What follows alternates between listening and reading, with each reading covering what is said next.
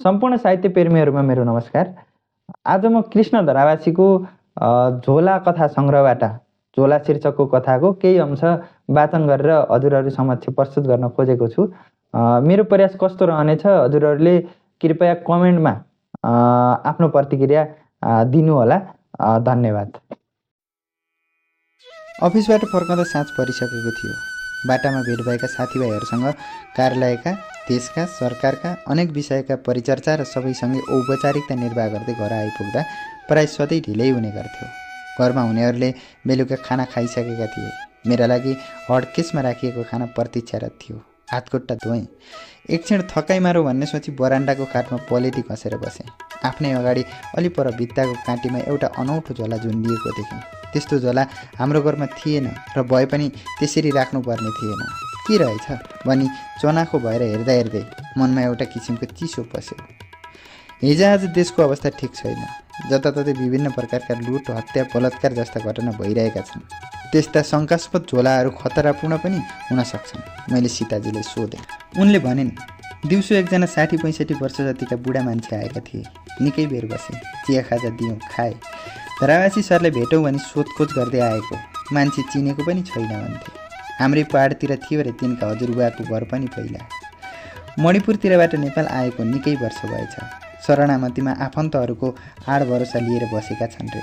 आफ्नो नागरिकता नभएकाले उताबाट कमाएर ल्याएको पैसा बैङ्कमा राख्न पनि पाएनछन्, जग्गा किन्न पनि पाएनछन्। आफन्तलाई ब्याजमा चलाउन भनी दिएको तिनले रकम फर्काउने नामै लिँदैनन् रे।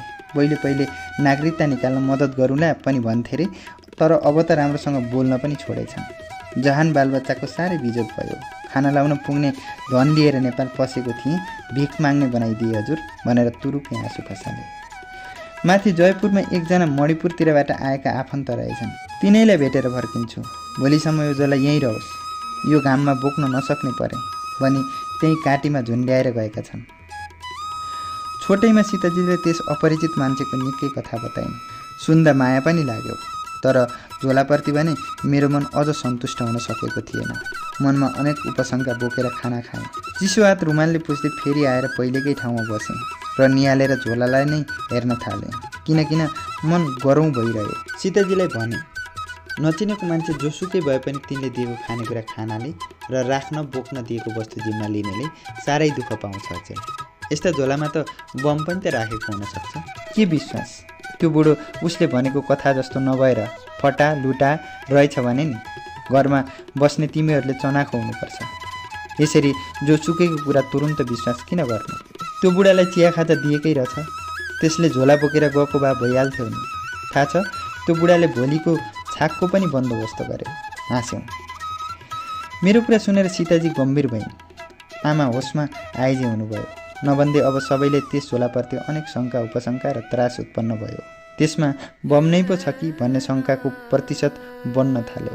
म उठेर झोलातिर जान लाग्दा आमा र सीताजी दुवैले तर्सेर रोक्न प्रयत्न गरे, तर उनीहरूको हात झट्कारेर मैले दाहिने हात अघि बढाई झोला आफ्नो अधीनमा लिएँ।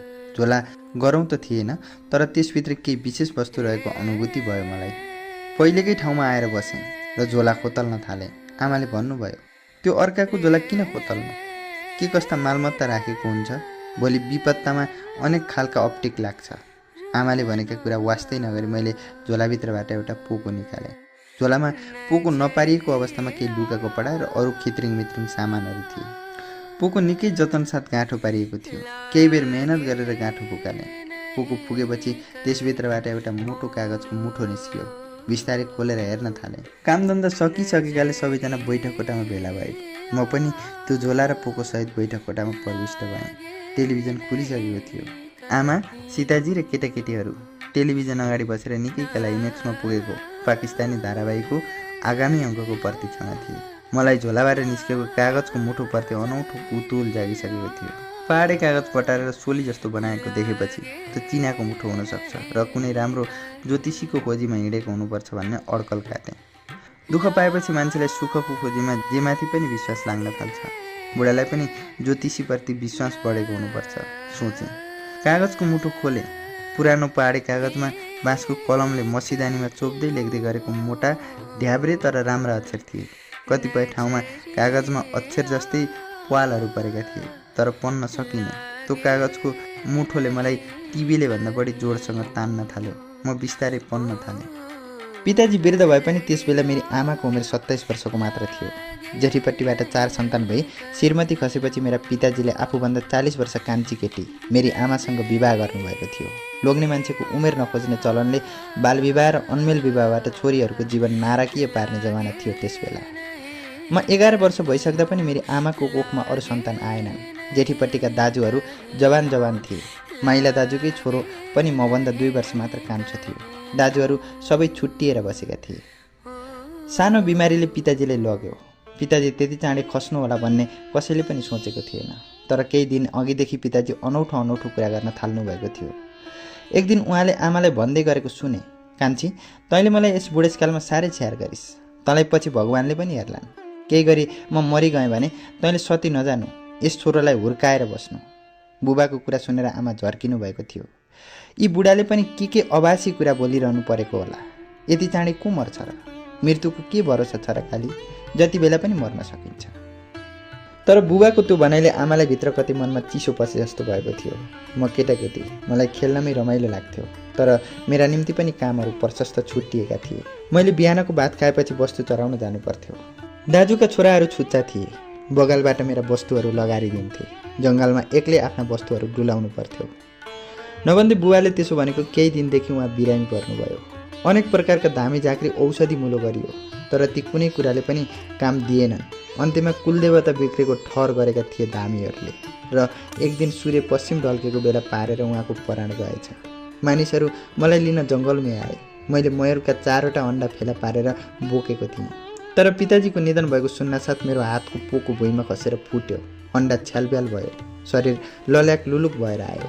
अस्ति मात्र पिताजीले आमालाई म मरिगएँ भने तैँले सती नजानु भनेको सम्झे। डर लाग्यो। चारैतिर अन्ध्यारो जस्तो देखेँ। लिन आएका मानिसहरूले फकाउँदै अरू कुरा गरेर अल्मलाउँदै घर पुर्याए। घरमा मानिसहरूको भेड थियो। रुवावासी र खैलाबैला थियो। म पुग्ने बित्तिकै काकीहरूले मलाई काखमा लिए। आमाको छेउमा जान दिएनन्। आमालाई भित्रै कुनामा राखेका रहेछन्। काकीको काखबाट फुत्केर म आमातिर जान खोजेँ। तर उनीहरूले मलाई त्यतातिर जान हुँदैन, अब आमालाई छुनु हुँदैन, आमा सती हुनुभयो, सतीले हामी कसैले छुनु हुँदैन भने। रुँदै मैले भने, बुवाले आमालाई सती नहुनु भनेको छ। आमा सती होइनन्, आमा सती होइनन्। म लडीबुडी गर्न थालेँ। भित्र आमा पनि जोडले रुन थाल्नुभयो। पिताजीको लासलाई घाट लग्ने तयारी हुन थाल्यो। सँगसँगै आमालाई सती जाने कुरामा प्रेरित गर्दै त्यसका लागि प्रक्रियाको थलानी गर्न थालियो। आमालाई सम्झाउने, सती जानुको महत्त्व बुझाउने, ज्ञानका कुरा बताउनेहरू अघि सरे। मैले परैबाट हेरेँ। आमाको अनुहार सदाको भन्दा अर्कै, अनौठो र डरलाग्दो भएको थियो। उहाँको हेराइ नै अनौठो र अपरिचित थियो। मलाई रोइरहेको देखेर पनि उहाँले कुनै प्रतिक्रिया व्यक्त गर्नु भएन।